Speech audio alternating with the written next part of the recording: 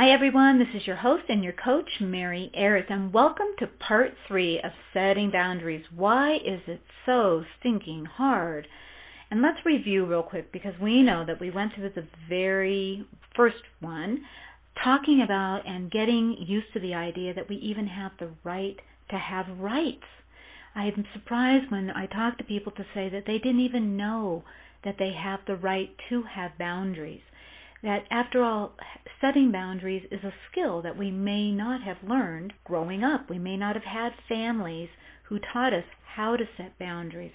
Even as a parent, I know that I remember when I first read it, it's a skill. It's something you teach children, just like brushing their teeth. I thought to myself, I had not thought about it in that way. So I know that while my children have obviously had some training in boundaries and when it's all right to tell somebody no or something's uncomfortable, the thing is that I didn't think of it as a skill, so I didn't teach it as a skill, and most of us didn't get it that way. So here we are now. We're recognizing, my gosh, this is a skill. I have the right. I may not know how to do it, but by recognizing that, I'm going to take some actions and I'm going to learn.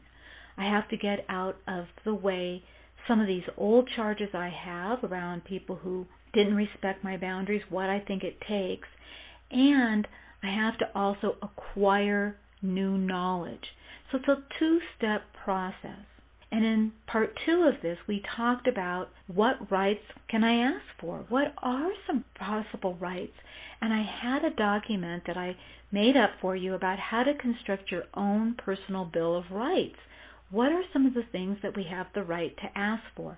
And it was a working document for you. You can find that at my tapintooaction.com, and you go under the blog section. It's a PDF file. You can download it, and it will give you probably 30-some ideas of different rights that you can have so that you can craft your own personal constitution of rights. And you take them and you play with them and you say, you know what, I edit this, what I change this, I make it mine, make it something that is personally fits for you. And then I encouraged you to just start with 1 or 2. I'd say nobody takes on 30 different particular rights and says, okay, I've got to go out there in the world and try these on, and all these people who have been violating them, I've got to set them straight on this. Nope. We're going to have you start out with just 1, maybe 2, so that you can practice what does that look like in my life?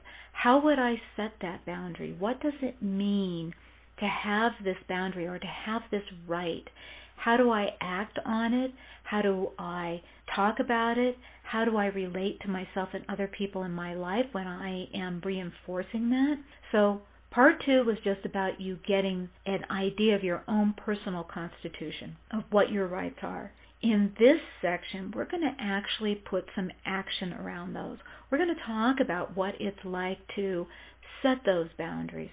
But we're going to do this in a very different way.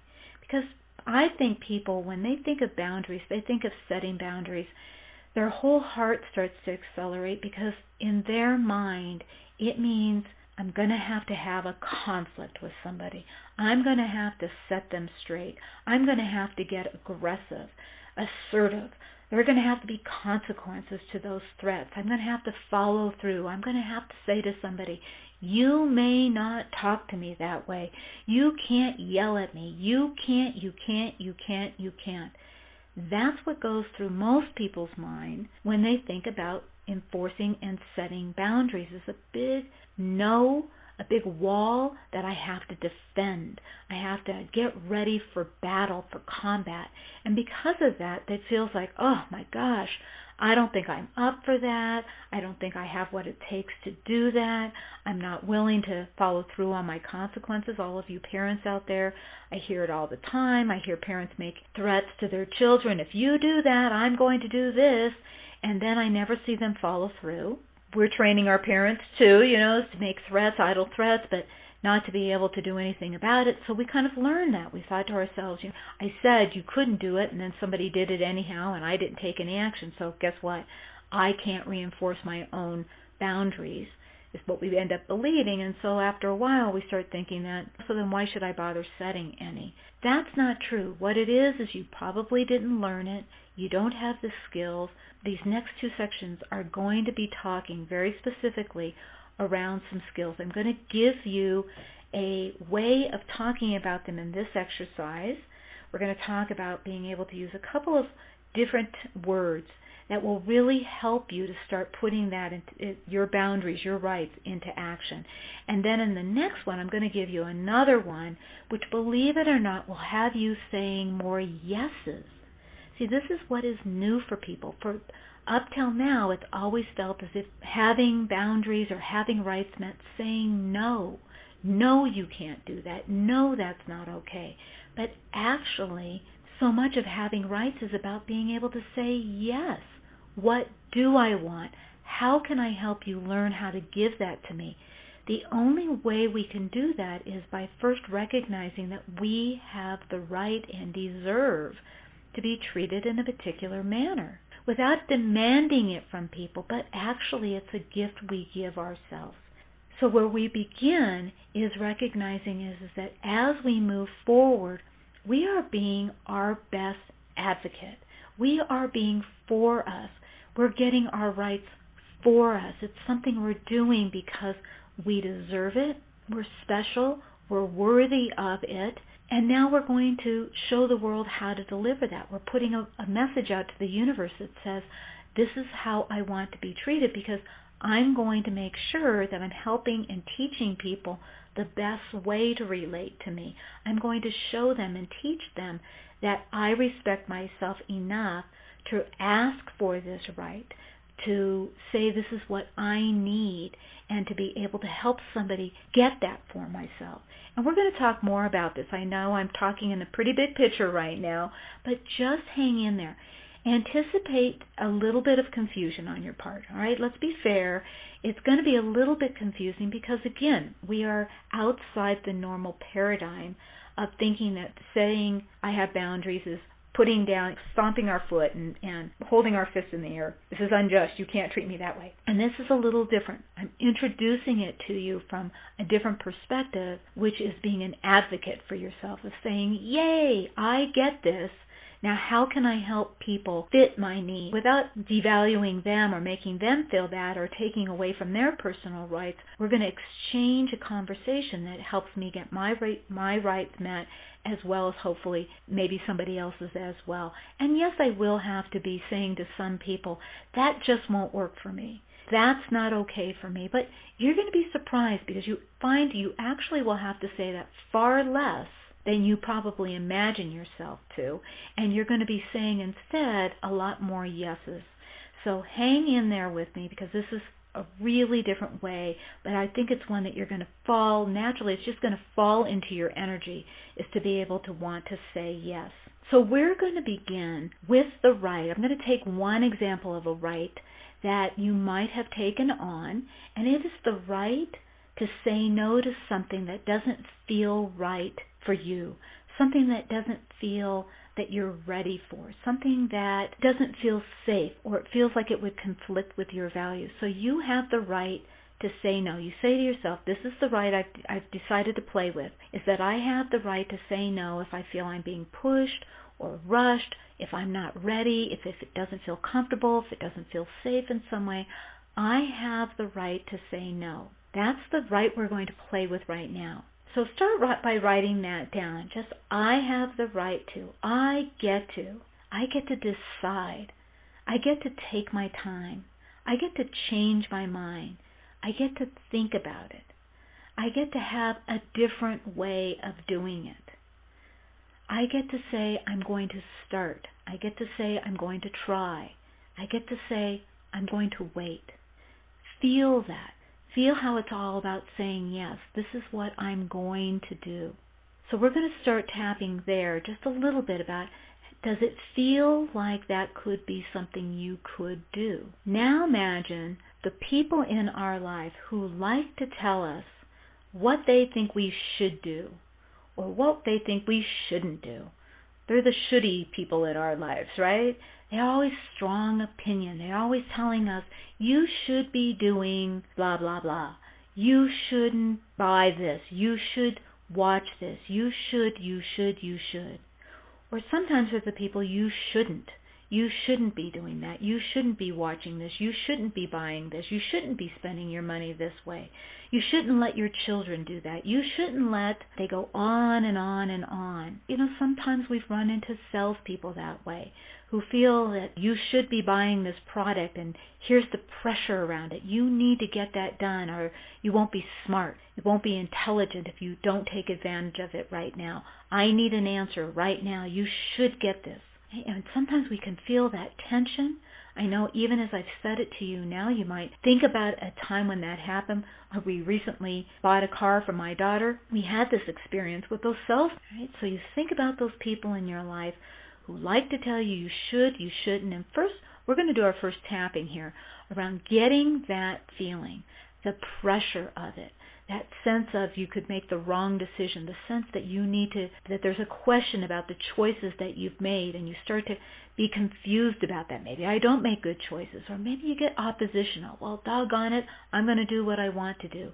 Which, by the way, doesn't make us any better. It just means it's a knee-jerk reaction to say, if you say no, I'm going to say yes. If you say yes, I'm going to say no, which is sometimes shooting ourselves in the foot because that's not the best answer. What we really want to do is be able to say, I'm going to think about it, I'm going to wait, I'm going to decide, I'm going to start. Those lists of different responses don't come once they're pushing our button and all we want to say is, maybe I'm being wrong in this, I'm not being intelligent, they're bullying me, or we're saying, forget you, I'm not doing anything you want me to do. Both of those responses aren't coming from our own personal needs, they're just coming in reaction to having such heavy, strong, determined people around us, and we can get very intimidated, we can get very anxious from those kind of people, and that's what we want to tap on first. So who are those people in your life?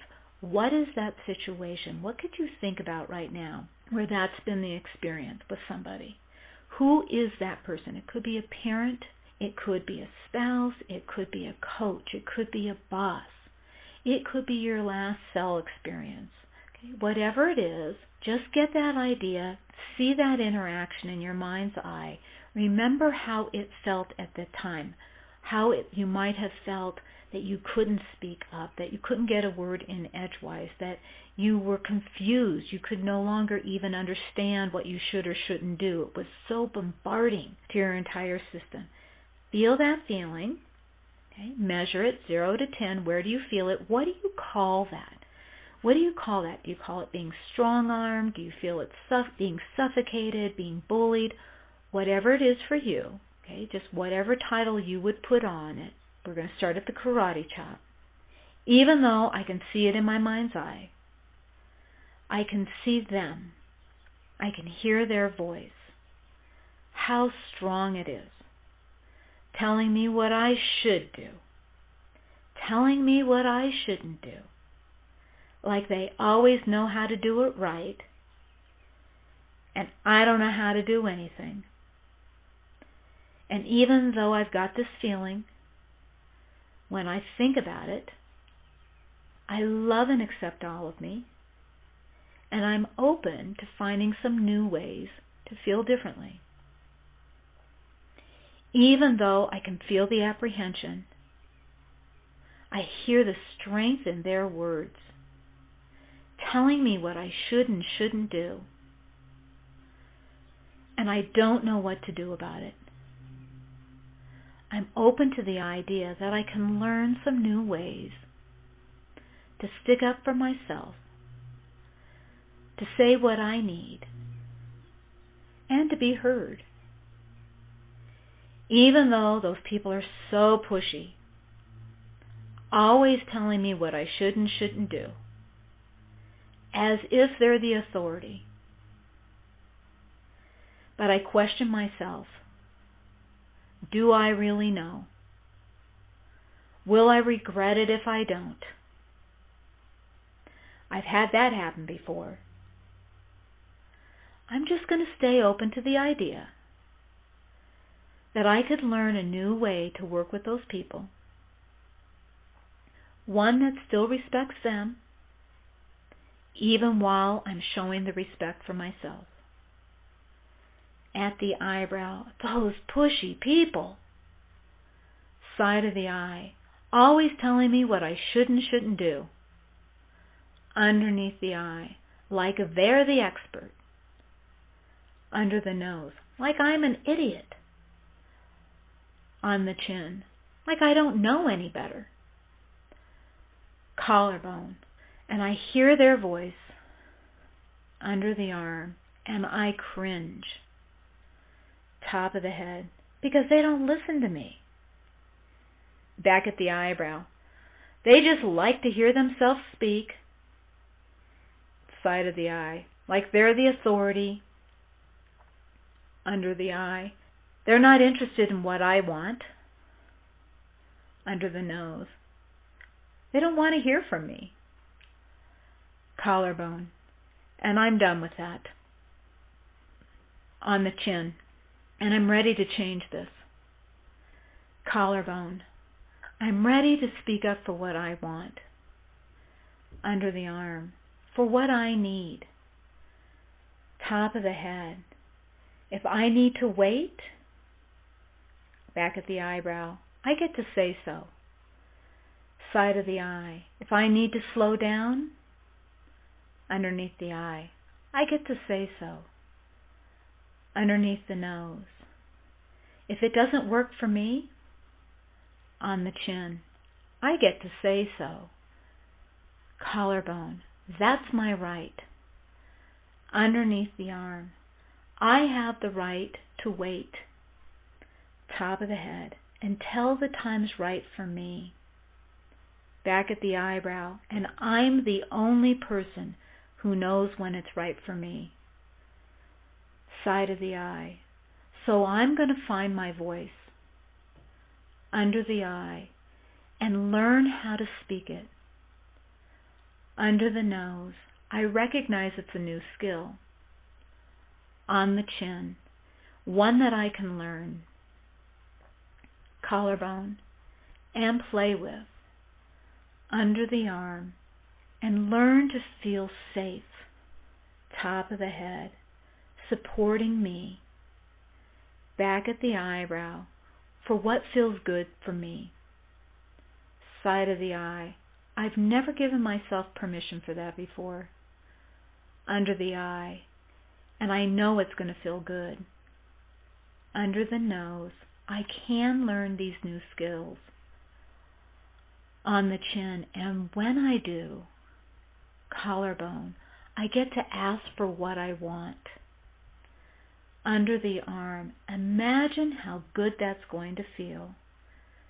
Top of the head, to get to speak for me, for what I want, for what works for me.